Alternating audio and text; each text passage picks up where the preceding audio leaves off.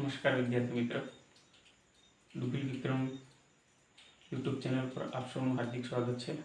फरी આપણે નવા વિડિયોને ડિસ્કશન કરવા જઈ રહ્યા છે, જે આપણને ખ્યાલ છે એક્ટિવ પેસિવ સાથેનો એક સંકળાયેલો ભાગ છે, બરાબર। તો અત્યાર સુધી આપણે જે વિડિયો મતલબ કે લગભગ 2 લેક્ચર ચાલી રહેલા છે, એમાં લગભગ એક વિડિયો અપલોડ કરી દેવામાં આવેલો છે અને બીજો આવી જશે, બરાબર, આવતીકાલ સુધીમાં। અને આજે જે ભણીએ છીએ એ પણ મૂકી દેવામાં આવશે। तो આપણે सादो वर्तमान काल है, पछी भूतकाल है, चालू भूतकाल, पूर्ण भूतकाल, टूंक में वर्तमान काल और भूतकाल आपणे एक्टिव पेसिवना जे सादा वाक्य है ए जोई लीधा है। हवे आपणे जे बाकी है जे भविष्यकालना ए वाक्य आज देखवाना है, बराबर। जोईए तो आजना वाक्य शुं छे। हवे देखो पहला नंबरनुं शुं छे, he will writing a letter, बराबर। he will writing a letter। तो तम बधाने ख्याल हशे कि 5 नियम होता ए नियम ने अनुसार आपणे आपणुं आगळनुं काम करवानुं छे। तो जोईए he will write a letter, सादो भविष्यकाळ, बराबर। हवे आपणे जाणीए छीए प्रमाणे कर्ता कोण छे, कर्ता तो कि ही, बराबर। कर्म कोण छे, हवे आपणे कोण वडे प्रश्न पूछवानो, हु वडे प्रश्न पूछवानो ए कदाच ना करीए तो पण आपणे आवडी जाय, कारण के हवे आपणे खासुबणुं भणी लीधुं छे जेना थकी आपणे कर्ता अने कर्मने ओळखी शकीए, बराबर। तो ही ए अहींया कर्ता छे, ज्यारे लेटर ए कर्म छे। तो पहेलो नियम कर्तानुं स्थान कर्म, बराबर ने। कर्तानुं स्थान छे ए कर्म लेशे એટલે ही ની જગ્યાએ શું મૂકી દેવાનું આપણે, અ લેટર। तो अ लेटर લખી દીધું, બરાબર। લેટર એટલે ત્રીજો પુરુષ એક વચન કહેવાય, એટલા માટે અહીંયા will આવશે, બરાબર ને। બાકી પ્રથમ પુરુષ અને બીજો પુરુષ હોય તો પાછો શું આવે છે, શેલ આવે, પણ એ લેટર છે એટલા માટે will આવશે, બરાબર। હવે સાદો વર્તમાન કાળ છે, બરાબર, સોરી સાદો વર્તમાન કાળ નહીં, સાદો ભવિષ્યકાળ છે। કયો ટાઈમ છે, सादो भविष्यकाळ, એટલા માટે અહીંયા will આવશે, सॉरी will नहीं बी, बीई શું છે, बीई। હંમેશા યાદ રાખજો, સાદો ભવિષ્યકાળ જ્યારે આપણે પેશીમાં ફેરવવાનું હશે ત્યારે જે સહાયકારક ક્રિયાપદ જે will આવે છે એના પછી બી મૂકવાનું, શું મૂકવાનું, બી। પછી દેખો ચોથો નિયમ શું કહે છે, મુખ્ય ક્રિયાપદનું ભૂતકૃતનું રૂપ, તો કે રાઈટ નું રિટર્ન થશે ત્રીજું। પછી પાંચમો બાયની મદદ વડે આ જે કર્તા છે એ કર્મના સ્થાને આવી જાય। હવે કર્તા ही છે, કઈ વિભક્તિ, કર્તા વિભક્તિ છે, બરાબર। કર્તામાં કર્તા વિભક્તિ છે, એનું પેશીમાં શું થઈ જાય, हिम, એટલે he will write a letter એનું થઈ જાય છે the letter will be written by him, બરાબર। હવે બીજા નંબરનું વાક્ય, Rahul will go to school tomorrow, શું છે, Rahul will go to school tomorrow। तो अहीं आपणे जाणीए छीए प्रमाणे क्रिया कोण करे छे, तो कि राहुल करे छे, बराबर ने। क्रिया कोण करे छे, राहुल। शुं क्रिया करे छे, तो कि स्कूले जवानी, बराबर ने। એટલે પહેલો નિયમ આપણે લગાડીએ, કર્તાનું સ્થાન કર્મ એટલે રાહુલની જગ્યાએ સ્કૂલ મૂકી દઈએ, મૂકી દીધું સ્કૂલ, will નું will, બરાબર। હવે સાદું भविष्यकाल से એટલે એમાં પેશીમાં ફેરવતી વખતે આ એડ થશે બીઈ, હંમેશા યાદ રાખજો, બરાબર। સાદા ભવિષ્યકાળનું જ્યારે આપણે પેશીમાં ફેરવવાનું હશે, સાદા ભવિષ્યકાળનું જ્યારે પેશીમાં ફેરવવાનું હશે ત્યારે વધારાનો એક શબ્દ થશે બીઈ। આપણે જાણીએ છીએ પ્રમાણે બી શું થાય છે એનું ગુજરાતી, થવું અથવા તો હોવું। આપણે જે ક્રિયાપદો લખાવ્યા હતા તો ખ્યાલ હશે તમને, પહેલા જ નંબરનું ક્રિયાપદ એટલે બીઈ। એ જ આપણે સાદા ભવિષ્યકાળમાંથી एक्टिव वॉइस में पेसिव वॉइस में फेरवानुं छे त्यारे वधारानुं एड थाय छे। क्या आवशे, सहायकारी क्रियापद अने मुख्य क्रियापद वच्चे एनुं स्थान क्या छे, तो सहायकारी क्रियापद अने बीजुं मुख्य क्रियापद वच्चे आवे छे, बराबर। पछी मुख्य क्रियापदनुं भूतकृतनुं रूप लखवानुं, तो गो छे एनुं भूतकाळ तो वेंट थाय एनुं भूतकृत शुं थाय, गोन। पछी पांचमो नियम, बायनी मदद वडे आ कर्ता छे आ कर्मना स्थाने आवी जशे, तो बाय पछी राहुल लखी लीधुं અને અન્ય શબ્દ આપણે દરેક ટેન્સમાં લેતા હોઈએ છીએ એ પ્રમાણે ટુમોરો છેલ્લે, બરાબર। ટુમોરો આ છેલ્લે આવશે। હવે ત્રીજા નંબરનું વાક્ય, she will be reading a book. કયો ટેન્સ છે? શેલ વિલ પછી બી હોય પછી ક્રિયાપદનું આઈએનજી વાળું રૂપ હોય કયો ટેન્સ હોય? સરસ, ચાલુ ભવિષ્યકાળ હોય. કયો ટેન્સ હોય? ચાલુ ભવિષ્યકાળ. કોને ખ્યાલ હોવો જોઈએ ચાલુ ભવિષ્યકાળનો નિયમ શું છે? તો કે ચાલુ ભવિષ્યકાળમાં શેલ કે વિલ પછી બી પછી ક્રિયાપદનું કયું રૂપ આવે? આઈએનજી વાળું રૂપ આવે. શેલ કે વિલ પછી બી પછી ક્રિયાપદનું આઈએનજી વાળું રૂપ આવે ચાલુ ભવિષ્યકાળમાં. તો આ જ છે અહીંયા શેલ કે વિલ પછી બી પછી ક્રિયાપદનું આઈએનજી વાળું. તમે દેખો છેલ્લે આઈએનજી લાગેલું છે. રીડ ને આઈએનજી એટલે રીડિંગ અ બુક. બરાબર. તો આપણે જાણીએ છીએ પ્રમાણે આ તમને ટેન્સ ભણેલા છે તો તમને ખ્યાલ હશે. બરાબર. નિયમ આપણું કામ શું છે અહીંયા? તો કે પહેલા શું કરવાનું? ટેન્સ ઓળખવાનો. તો ટેન્સ ઓળખી લીધો. કયો ટેન્સ છે? ચાલુ ભવિષ્યકાળ. હવે કર્તા અને કર્મને ઓળખવાનું. તો આપણે જાણીએ છીએ પ્રમાણે ક્રિયાનો કરનાર એ કર્તા એટલે સી એ કર્તા. બરાબર. શું ક્રિયા કરે છે એ આપણા માટે કર્મ છે. તો આપણે કર્તા મળી ગયું, કર્મ મળી ગયું. અને ત્રીજું તો કે આપણે ટેન્સને ઓળખી લીધું ચાલુ ભવિષ્યકાળ. તો પહેલો નિયમ કર્તાની જગ્યાએ કર્મ જશે. શું થશે? આ જે કર્તા છે સી એની જગ્યાએ આ કર્મ જશે. તો સી ની જગ્યાએ અ બુક મૂકી દઈએ આપણે. તો અ બુક લખી દીધું. હવે વી નું વી લખવાનું છે. બરાબર. પછી બી નું બી પણ લખવાનું છે. બરાબર. પણ અહીંયા એક્સ્ટ્રા એડ થશે બીઇંગ. તમે જાણતો હશો આપણે અગાઉ પણ ભણેલા છે એ પ્રમાણે કોઈ પણ ચાલુ ટેન્સ વાળું વાક્ય હશે. બરાબર. કોઈ પણ ચાલુ ટેન્સ વાળું વાક્ય હશે એનું આપણે પેશીમાં ફેરવાનું હશે ત્યારે હંમેશા શું થશે? બીઇંગ એડ થશે. BEING. તો આ બીઇંગ લગાડી દીધું. પછી શું છે? મુખ્ય ક્રિયાપદનું ભૂતકૃદંતનું રૂપ. બરાબર. રીડિંગ એ તો આઈએનજી વાળું છે. એનું મૂળ રૂપ શું થાય? રીડ. એનું ભૂતકૃદંત શું થશે? રીડ. બરાબર. સ્પેલિંગ સરખું જ રહેશે. સ્પેલિંગ એકનો એ જ રહેશે પણ અહીંયા ઉચ્ચારણ બદલાશે. બરાબર. અહીંયા ઉચ્ચારણ શું ઉચ્ચારણ થાય છે? રેડ. READ એટલે સ્પેલિંગ તો કોમન છે પણ એનું ઉચ્ચારણ થાય છે રેડ. શું થાય છે? રેડ. હવે છે ચોથા નંબરનું વાક્ય વી શુડ રિસ્પેક્ટ આવર ટીચર્સ. એટલે આપણે બરાબર શું કરવું જોઈએ? આપણે જે શિક્ષકો છે એનું શું કરવું જોઈએ? માન રાખવું જોઈએ. એમને માન સન્માન આપવું જોઈએ. આવું થાય ગુજરાતી આનું. બરાબર. તમે દેખી શકો છો પ્રમાણે શેલ વિલ હોય તો આપણે સમજે કે ભવિષ્યકાળનું ત્યારે BEB લાગશે. બરાબર.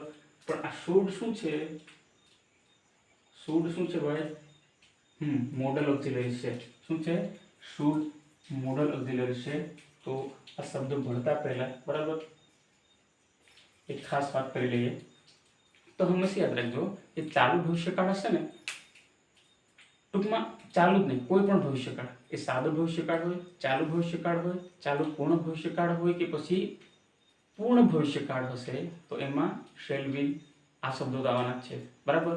શેલ વિલ તો આવવાના જ છે. જ્યારે શેલ વિલ આવે તો શું મૂકવાનું છે? આપણે BE મૂકવાનું છે. શું? BE. પણ આના સિવાય કોઈ પણ મોડલ ઓક્ઝિલરી હશે. બરાબર. મોડલ ઓક્ઝિલરી હશે તો હંમેશા ત્યાં પણ BE એટલે કે બી આવશે. આ વસ્તુ જરાક યાદ રાખજો. ઓકે. તો જોઈએ શુડ એ મોડલ ઓક્ઝિલરી કહેવાય. બરાબર. શુડ એ શું કહેવાય? મોડલ ઓક્ઝિલરી કહેવાય. તો જોઈએ કર્તા અને કર્મને ઓળખી લઈએ સૌપ્રથમ. તો દેખો વી એ આપણા માટે શું છે? વી એ કર્તા છે. કર્મ શું છે? તો ભાઈ અમારા શિક્ષકો એટલે આવર ટીચર્સ. બરાબર ને. તો પહેલા નિયમ પ્રમાણે કર્તાનું સ્થાન શું લે? કર્મ. તો વી ની જગ્યાએ કર્મ લખી દે આવર ટીચર્સ. બરાબર ને. આવર ટીચર્સ. પછી શુડ નું શુડ બેઠું લખવાનું છે. બરાબર. તમને મેં કીધું પ્રમાણે આ બી ખરું ને બી કોઈ પણ મોડલ ઓક્ઝિલરી હશે. બરાબર. એનું જો આપણે પેશીમાં ફેરવવાનું થશે ત્યારે હંમેશા BE એટલે કે બી આવશે. આ વસ્તુ યાદ રાખજો. બરાબર. એટલે આવર ટીચર શુડ બી. પછી ચોથો નિયમ છે મુખ્ય ક્રિયાપદનું ભૂતકૃદંતનું રૂપ આવે. તો આ રિસ્પેક્ટ છે. શું છે? આ રિસ્પેક્ટ. એનું શું થઈ જાય? રિસ્પેક્ટેડ. શું થશે? રિસ્પેક્ટેડ. પછી પાંચમો નિયમ એટલે કે બાયની મદદ વડે આ જે કર્તા છે એનું કર્મ વિભક્તિ થઈ જાય એટલે વી નું અસ થઈ જાય. બરાબર ને. વી નું અસ થઈ જાય. તો આઈ હોપ તમે આ વસ્તુ સમજી ગયા છો. હવે આપણે આગળ વધીએ. પાંચમા નંબરનું વાક્ય શું છે? ખુશી કેન ડ્રો ધીસ પિક્ચર. ખુશી આ ચિત્ર દોરી શકે છે. આવું થાય. શું થાય? ખુશી આ ચિત્ર દોરી શકે છે. કેન એટલે શકવું હોય. સક્ષમતા બતાવવા માટે કેનનો ઉપયોગ થતો હોય છે. તો તો જોઈએ મિત્રો, સૌપ્રથમ તો આ મોડલ ઓક્ઝિલરી છે. જેવી રીતે આ શુડ મોડલ ઓક્ઝિલરી છે, તો એવી રીતે આ કેન પણ એક મોડલ ઓક્ઝિલરી છે. હવે આપણું કામ શું? કર્તા અને કર્મને ઓળખવાનું. બરાબર ને? કર્તા અને કર્મને ઓળખવાનું. તો ખુશી એ શું છે? ખુશી ખરું ને, એ આપણા માટે કર્તા છે. શું કામ કરે છે? તો કે ધીસ પિક્ચર, આ ચિત્ર એ આખું શું છે આપણા માટે? કર્મ છે. તો પહેલા નિયમ પ્રમાણે કર્તાની જગ્યાએ કર્મને મૂકી દઈએ. બરાબર ને? તો ખુશીની જગ્યાએ આપણે ધીસ પિક્ચરને લખી દઈએ. તો ધીસ પિક્ચર લખી દીધું. પછી દેખો, કેનનું કેન લખવાનું, મોડલ ઓક્ઝિલરી બેઠું લખો. જેવી રીતે શુડ મોડલ ઓક્ઝિલરી હતું ને ચોથા વાક્યમાં, તો શુડ પછી આપણે બી લખી દીધું. એવી રીતે પણ કેનનું કેન લખો, પછી બી લખો. ખ્યાલ આવ્યો? બી લખી દીધું. પછી શું કરવાનું છે?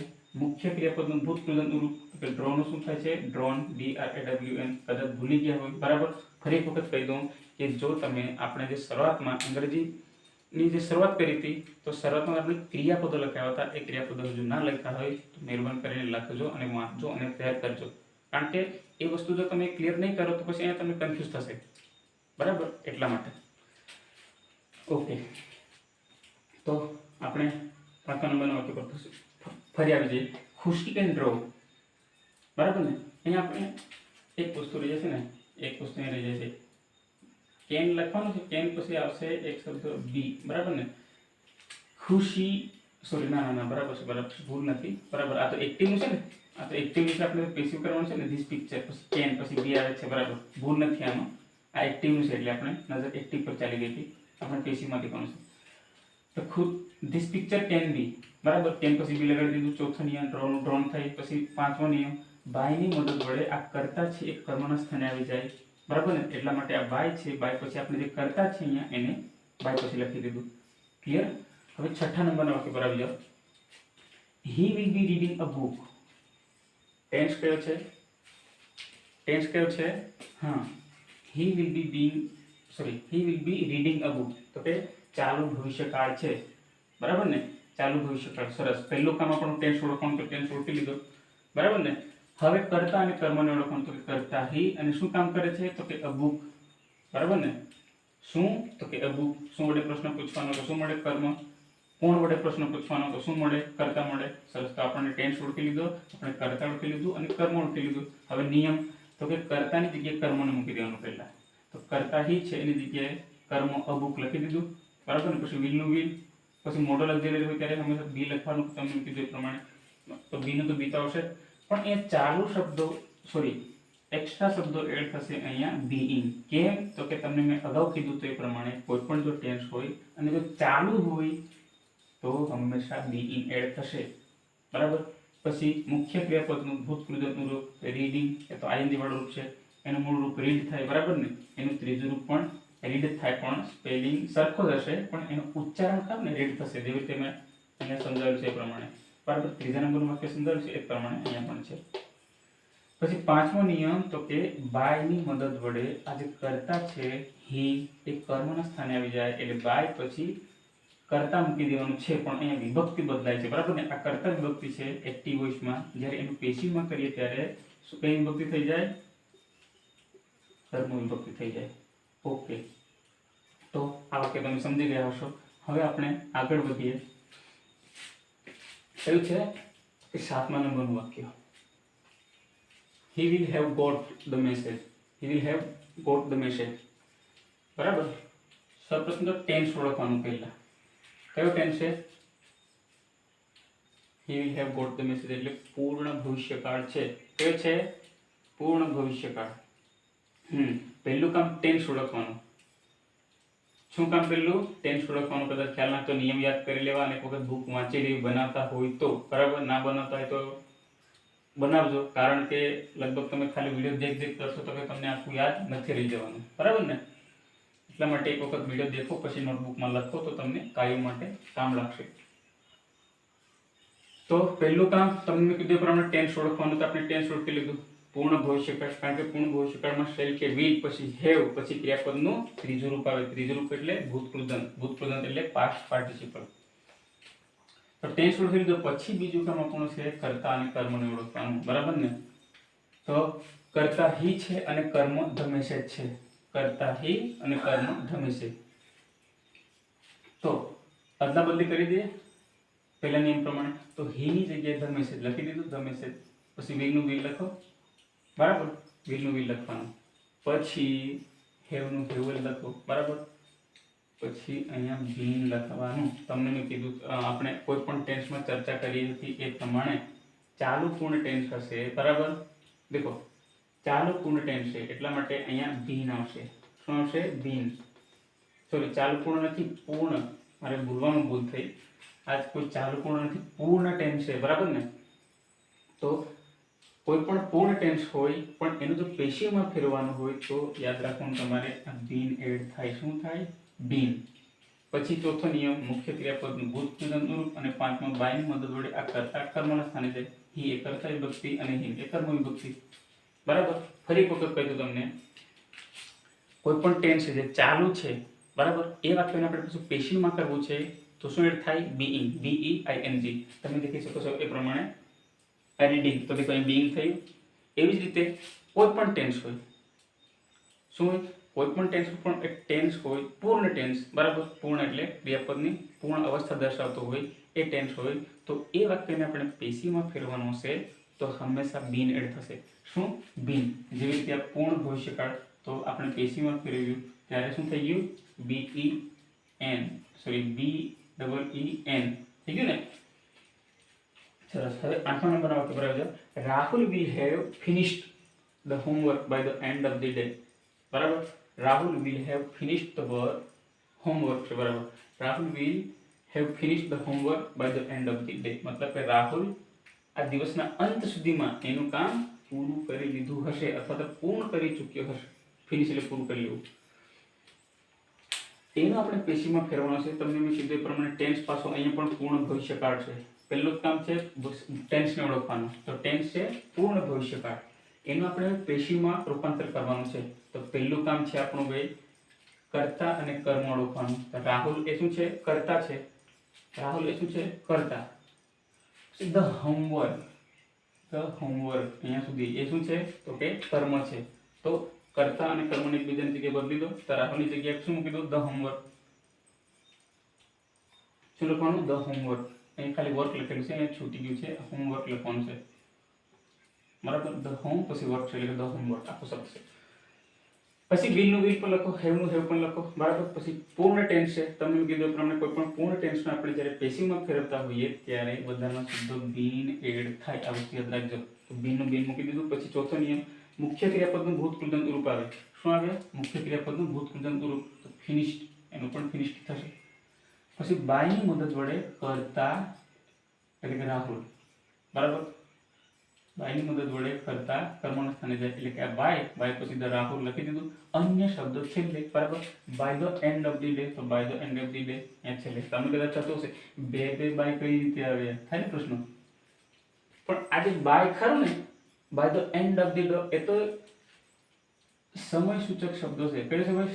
સમય સૂચક શબ્દો જે પૂર્ણ ભવિષ્યકાળ બતાવે છે. એટલે આપેલ વાક્યમાં જ છે. આપણે આપણી રીતે નિયમ મુજબ મૂકવાનું છે. એ બાય તો કયો છે? આ છે. આ બાય કયો? વાક્યમાં આપેલો જ છે. આપણે 5મા નિયમ પ્રમાણે મૂકેલો બાય આ અને વાક્યમાં આપેલો બાય એટલે આ. Is it clear? બરાબર. તો તમે આ વસ્તુ પણ સમજી ગયા હશો. હવે આપણે જોઈએ 9મા નંબરનું વાક્ય. તો દેખો, he has been writing a letter. હા, સરસ. હા, આ છેલ્લા 3 વાક્યની ખાસ ડિસ્કશન કરવાની છે. 9, 10 અને 11.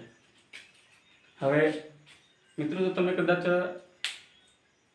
અલગ અલગ પ્રકારની બુકો વાંચી હશે તો ઘણી ખરી બુકોમાં, ઘણી ખરી ને મોટાભાગની બુકોમાં એવું લખેલું દેખવા મળે છે કે કોઈ પણ જે ચાલુ પૂર્ણ ટેન્સ હશે, ચલો ચાલુ પૂર્ણ ટેન્સ મતલબ કે કોઈ પણ માનો કે સાદો વર્તમાનકાળ, બરાબર, સોરી વર્તમાનકાળ. તો વર્તમાનકાળમાં એક પ્રકાર આવે છે કે ચાલુ પૂર્ણ વર્તમાનકાળ. આવો એક ભાગ આવે. કયો? ચાલુ પૂર્ણ વર્તમાનકાળ. તો ચાલુ પૂર્ણ વર્તમાનકાળનું પેશીવમાં રૂપાંતર ના થાય આમ લખેલું દેખવા મળે. એવી રીતે ભવિષ્યકાળની વાત કરીએ તો કે ચાલુ પૂર્ણ ભવિષ્યકાળ. કયો ટેન્સ? ચાલુ પૂર્ણ ભવિષ્યકાળ. તો ચાલુ પૂર્ણ ભવિષ્યકાળના ટેન્સનું પણ પેશીવમાં રૂપાંતર ના થાય. એવી જ રીતે ચાલુ પૂર્ણ ભૂતકાળ. તો કે ચાલુ પૂર્ણ ભૂતકાળના વાક્યનું પણ પેશીવમાં રૂપાંતર ના થાય. આમ લખેલું આપણને ઘણી વખત દેખવા મળે. પણ મિત્રો, પરીક્ષામાં આવા સવાલ પણ પૂછાય છે જેમનું નથી થતો એમ તો આપણને લખેલું દેખવા મળે છે. પણ જો એ વસ્તુ પરીક્ષામાં આવી જાય તો નથી થતો એનો મીનિંગ એ નથી કે નાશ થાય. હા, ભૂતકાળ આ જૂના જમાનામાં અંગ્રેજી કહેવાય છે, બરાબર.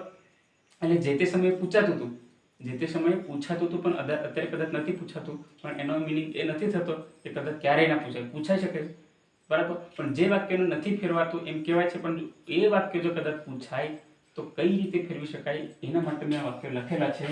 તો 9મા નંબરનું વાક્ય, 10મા નંબરનું વાક્ય અને 11મા નંબરનું વાક્ય ખાસ જરાક ધ્યાનથી દેખો. He has been writing a letter, બરાબર. He has been writing a letter. સૌપ્રથમ તો ટેન્સ કયો કહો? ચાલુ પૂર્ણ વર્તમાન કાળ છે. કયો ટેન્સ છે? ચાલુ પૂર્ણ વર્તમાન કાળ. નિયમ યાદ કરો, આ ટેન્સ આપણે ભણેલા છે. ચાલુ પૂર્ણ વર્તમાન કાળમાં હેવ કે હેઝ બીન પછી ક્રિયાપદનું આઈએનજી વાળું રૂપ આવે છે. આ વસ્તુને આપણે અગાઉ ટેન્સીસ ભણતી વખતે ચર્ચા કરી ચૂકેલા છીએ, બરાબર.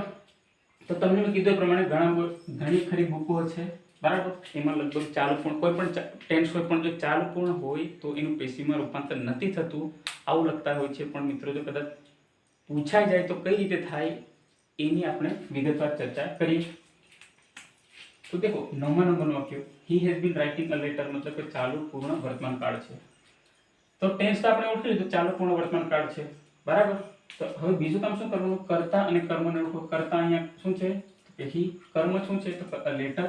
તો પહેલા નિયમ પ્રમાણે એકબીજાની જગ્યાએ એક્શન કરી દઈએ. હી ની જગ્યાએ લેટર લખી દઈએ તો લેટરનો લેટર આવી ગયું. પછી હેઝ નું હેઝ પણ લખો, બીન નું બીન પણ લખો, બરાબર. પણ આ શબ્દ વધારાનો એડ થશે. દેખો, પૂર્ણ માટે તો બીન આવે જ છે. કોઈ પણ ટેન્સ હોય એનું પેશીમાં ફેરવતી વખતે તમને મેં અગાઉ કીધું પ્રમાણે બીન તો આવશે, પણ પાછું એ પૂર્ણ પણ છે, બરાબર ને. પૂર્ણ ટેન્સ પણ છે, ચાલુ પૂર્ણ વર્તમાન કાળ, એટલે આ બીન એડ કરવાનું, બરાબર. પછી ચોથો નિયમ મુખ્ય ક્રિયાપદનું ભૂતકૃતનું રૂપ, અને પાંચમો નિયમ બાયની મદદ વડે આ જે કર્તા છે એ કર્મના સ્થાને જાય, પણ વિભક્તિ બદલાઈ જશે. આ કર્તા વિભક્તિ છે એટલે હી, એનું જ્યારે આપણે કર્મ વિભક્તિમાં કરવાનું ત્યારે શું થશે? હિમ થશે. એવી જ રીતે આ 10મા નંબરનું વાક્ય देखो, they had been writing this book for 6 months, બરાબર. they had been writing this book for 6 months, એટલે ટેન્સ ઓળખો પહેલા તો સૌપ્રથમ, બરાબર. had been પછી રાઇટિંગ એવું કયા ટેન્સમાં આવે? તો કે ચાલુ પૂર્ણ ભૂતકાળમાં આવે, બરાબર. આ ટેન્સ પણ આપણે ઓલરેડી ભણી ગયેલા છીએ. had been પછી રાઇટિંગ, એટલે કે had been પછી ક્રિયાપદનું આઈએનજી વાળું. તો પહેલું કામ ટેન્સને ઓળખવાનું, તો આપણે ઓળખી લીધું ચાલુ પૂર્ણ ભૂતકાળ. તો બીજું કામ શું? કર્તા અને કર્મને ઓળખો. તો કર્તા અહીંયા ધે છે, જ્યારે કર્મ શું છે? This book. શું છે? This book. તો બદલી નાખીએ પહેલા નિયમ પ્રમાણે. કર્તાનું સ્થાન કર્મ, એટલે ધેની જગ્યાએ ધીસ બુક લખી દીધું. તો ધીસ બુક. પછી હેડ નું હેડ લખો, બીન નું બીન લખો, બરાબર. પણ અહીંયા પણ ચાલુ પૂર્ણ છે. પૂર્ણ માટે તો બીન આવે જ છે, એક્સ્ટ્રા શબ્દો. પણ ચાલુ માટે બીંગ આવે છે ને, તો એ પણ લખવું પડશે ને આપણે. ખ્યાલ આવ્યો? પછી ચોથો નિયમ મુખ્ય ક્રિયાપદનું ભૂતકૃતનું રૂપ, અને પાંચમો આ બાયની મદદ વડે આ જે કર્તા છે એ કર્મના સ્થાને જાય, પણ વિભક્તિ બદલા છે. કઈ રીતે?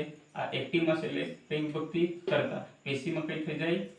કર્મ, એટલે ધેનું ધેમ થઈ જાય. પછી અન્ય શબ્દ છે એટલે for 6 months નું for 6.